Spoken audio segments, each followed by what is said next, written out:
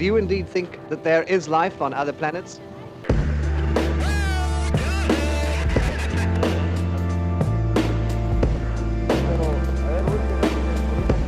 Windows that would appear to be around the rim are not windows at all.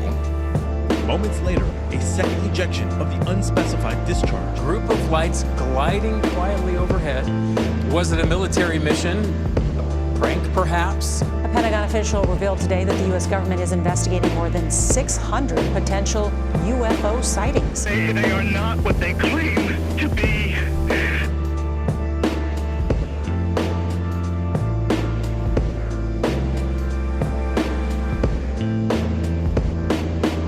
On a still camera. I don't know how they got there, but they were there when we downloaded pictures off our camera.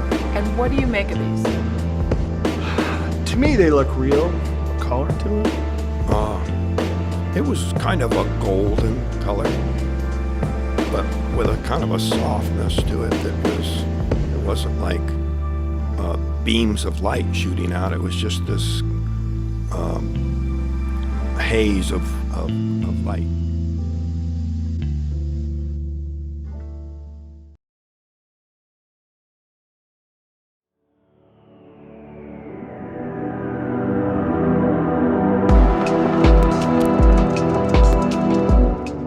It's hard to believe that Earth is the only planet that contains life. The universe is a vast and infinitely large place. It at least has to contain some life on a planet other than Earth. This question of whether or not we're truly alone in this large, expansive universe then leads into the question of life that we've never even seen before on Earth. Are they even a part of this planet, or do they come from another planet?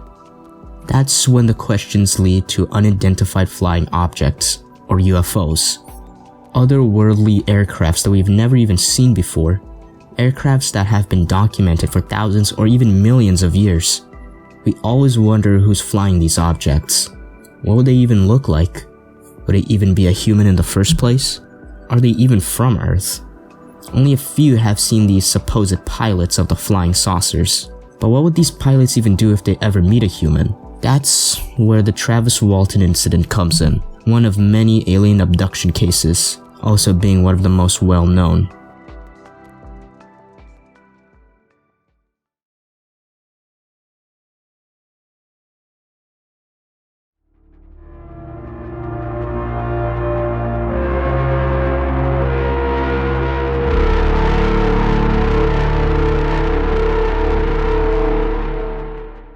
On November 5th, 1975, near Snowflake, Arizona, a group of loggers was working in the Apache Sitgreaves National Forest.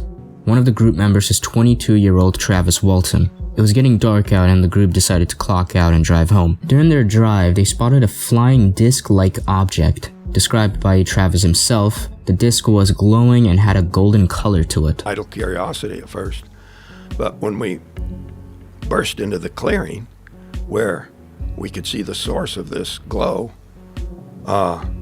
it was just, whoa, I mean, it was just mind-blowing instantly. Being curious, they decided to stop and inspect. However, Travis took his curiosity one step further. He decided to get out of the vehicle and take a closer inspection of the flying saucer. Just as he was getting closer to the saucer, it suddenly shined a spotlight at him, knocking him unconscious, and then beaming him out of the ground. The rest of the group got scared and fled the scene. Eventually, they decided to go back and look for Travis, but had found no trace of him. They soon decided to call the cops and tell them what happened.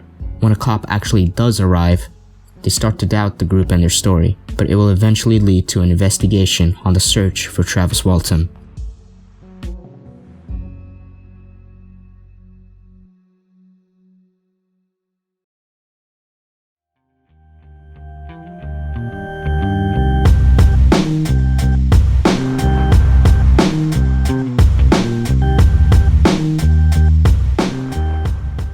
Travis Walton having gone missing without a trace, the police are starting to disbelieve the witnesses and start to grow suspicious of his co-workers, thinking they killed Travis. Because of this, the group has been assigned to take a polygraph lie detector test. When test day eventually came, most of the group members passed the test, except for one who didn't take it due to his criminal records, basically trying to avoid suspicion that Travis has been murdered. After the test had been concluded, Sheriff Marlon Gillespie then believed the group and their story of how they saw a UFO. Eventually, Travis reappeared 5 days after he initially went missing. He then met up with his relatives and crew members to tell his story.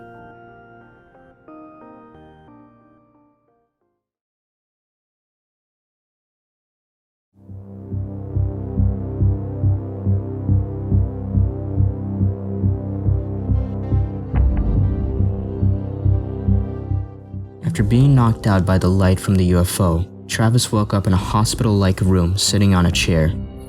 He then examined the room and saw 3 bald, short creatures with orange suits inspecting him. Travis got up and retrieved a metal pipe to fend off the creatures. Eventually, he escaped the room and finds himself in what appeared to be a cockpit or a control room. He then used some sort of joystick, which then changed his view to Earth. He then started to explore more of the aircraft and wandered through hallways. Travis then finds a human in an astronaut-like suit. The person was silent and basically didn't answer Travis. More then appeared and took him to a room. That's when he blacked out. Travis then finds himself back to Earth, walking along a highway. Once Travis was back on his feet, him and a few of his co-workers decided to take a polygraph test, but Travis failed a few, while also passing some others.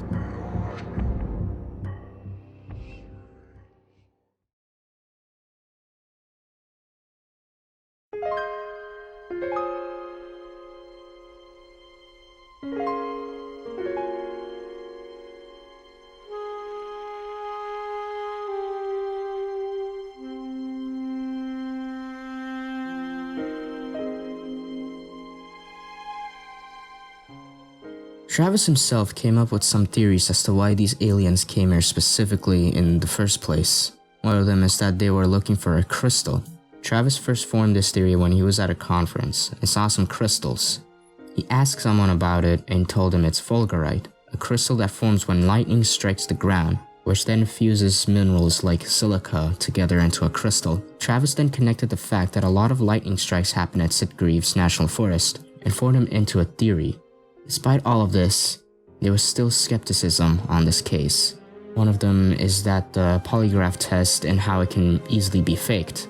There were some theories on how and why Travis would fake this. One of them is that Travis could have gone dark for a bit and reappeared for the publicity. Or he might have been influenced by an NBC network made-for-TV movie called The UFO Incident and decided to make his own story. Another one is that Travis could have been countering the polygraph test by holding his breath. But despite this, the incident definitely changed Travis's life afterwards.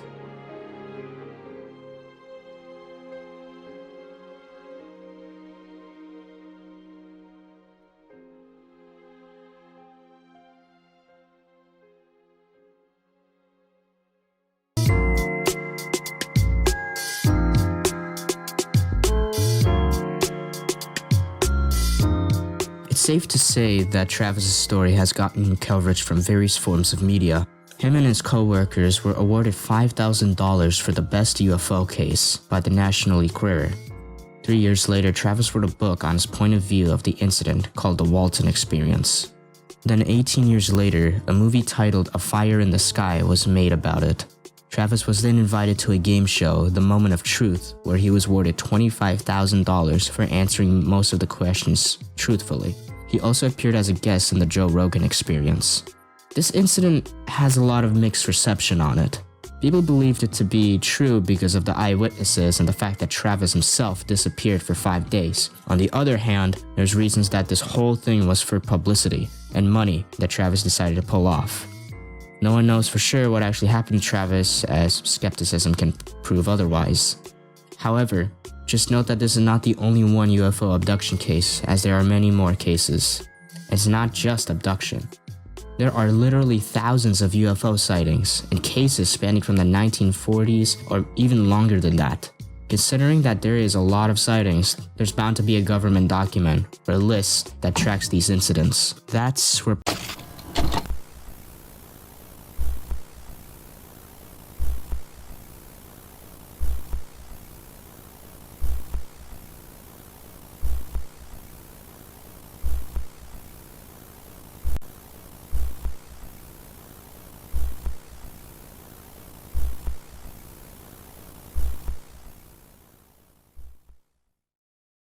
That's where Project Blue Book comes in.